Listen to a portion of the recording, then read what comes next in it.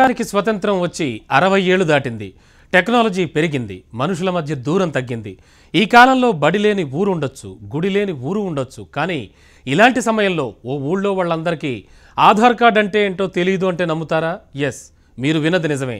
ఆ గ్రామంలో ఎవరికి ఆధార్ కార్డ్ లేదు. అంతేకాదు, అసలు ఆ గ్రామం ఉన్నట్టు అధికారులకే తెలియదు. ఇదేదో నల్లమల అటవీ ప్రాంతం అనుకుంటే పొరపడ్డట్టే. మరెక్కడో మీరే చూడండి. గుడిలింగాపూర్కి అసలు అధికారులు ఎందుకు రాలేకపోతున్నారు?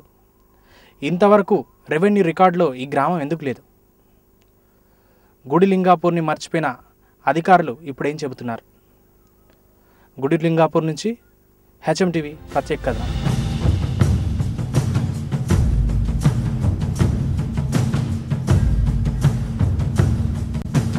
ఈ గుడిలింగాపూర్ గ్రామం కొత్తగా ఏర్పడ్డ రాజన్న సిరిసిల్ల రుద్రంగి మండల కేంద్రానికి కేవలం 22 కిలోమీటర్ల దూరంలో ఉంది.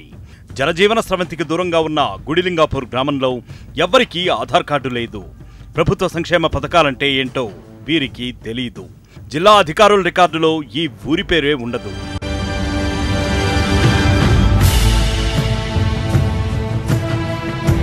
ఇహ ఈ పెద్దాయన గుర్రమ్మె తిరుగుతూ ఉంటే ఏదో రాజుల కాలంలో అనిపిస్తోంది కదూ. ఈయన పేరు ధర్మానాయక్. గుడిలింగాపూర్ గ్రామానికి వంశపారంపర్య పెద్ద. గ్రామ పెద్దే గుర్రం మీద తిరుగుతూ పరిపాలన చేస్తూ ఉంటే నిజంగా గుడిలింగాపూర్ చరిత్రలో స్తంభించిపోయిన గ్రామం. పాత పద్ధతుల్లోనే జీవన విధానం జరుగుతూ ఉంది. గుడిలింగాపూర్ గ్రామం స్వాతంత్ర్యానికి పూర్వం 1943లో ఏర్పడినట్లు ఇక్కడి ఆనవాళ్లు చెబుతున్నాయి.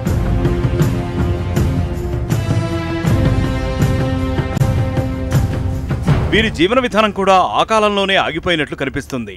మండల కేంద్రానికి కేవలం 22 కిలోమీటర్ల దూరంలోనే ఉన్న కరీంనగర్ జిల్లా అధికారులు కూడా ఈ ఊరిని పెద్దగా పట్టించుకున్న దాఖలా లేదు.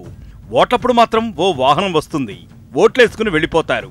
తరువాత మళ్లీ ఏ అధికారి ఆ ఊరి వైపు కనీసం తిరిగి కూడా చూడ్డు. గుడిలింగాపూర్కి వెళ్లాలంటే సరైన రోడ్డు మార్గం కూడా ఉండదు.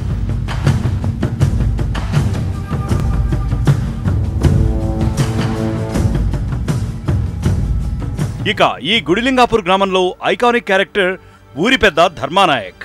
గుర్రం మీద తిరుగుతూ పనులను చక్కబెడుతూ ఉంటాడు. పెదరాయుడు టైపు. ధర్మానాయక్ తీర్పు చెబితే దానికి అప్పీల్ అంటూ ఉండదు. వీరికి పోలీస్ స్టేషన్ తెలీదు, కోర్టు తెలీదు. ఇక మాకు ఇప్పుడు ఏం సౌకర్యం లేదు. ఇప్పుడు రోడ్ లేదు. మానల మండలంకు ఇప్పుడు మేమేమో ఉన్నాం. రుద్రయ్య కావాలని మేము కోరుకున్నాం, దరఖాస్తు ఇచ్చినాం. జిల్లా పరిషత్కి ఇచ్చినాం, కలెక్టర్కి ఇచ్చేసినాం. మేము ఇక్కడ ఉండే మానాలో ఎటుపోతే అట్టే ఉంటాం. ఈ ఊరి వారందరికీ ఈ గుడే కేంద్రం. మద్యం మాంసం ముట్టరు. ఆధునిక వైద్యం తెలీదు. ఆకుపసర్లతోనే రోగాల్ని నయం చేసుకుంటూ ఉంటారు. ఇక జాతీయ దినాల్లో జాతీయ జెండా ఎగరని గ్రామం అంటూ కూడా ఉందంటే అది ఇదే. వీరికి ఏ పెన్షన్లు ఉండవు. రూపాయికి కిలో బియ్యం అంటే ఏంటో తెలీదు. ఊర్లో సీసీ రోడ్లు ఉండవు. ఇక కరెంట్ అంటారా, సమీప గ్రామాల నుంచి కర్రల సహాయంతో తెచ్చుకుని గడిపేస్తున్నారు. చివరగా మరో విషయం, గుడిలింగాపూర్ గ్రామ పెద్ద దంపతులైన వీరిద్దరూ చాలా కాలంగా జొన్నపొత్తులే ఆహారంగా తీసుకునేవారంటే నమ్ముతారా? నమ్మాల్సిందే.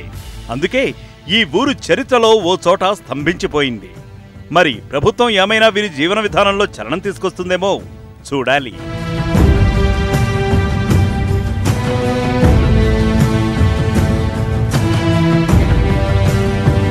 ఏది ఏమైనా ఇప్పటికైనా ప్రభుత్వ అధికారులు స్పందించి గుడిలింగాపూర్ గ్రామంలో మౌలిక సదుపాయాలు కల్పించాల్సిన అవసరం ఎంతైనా ఉంది.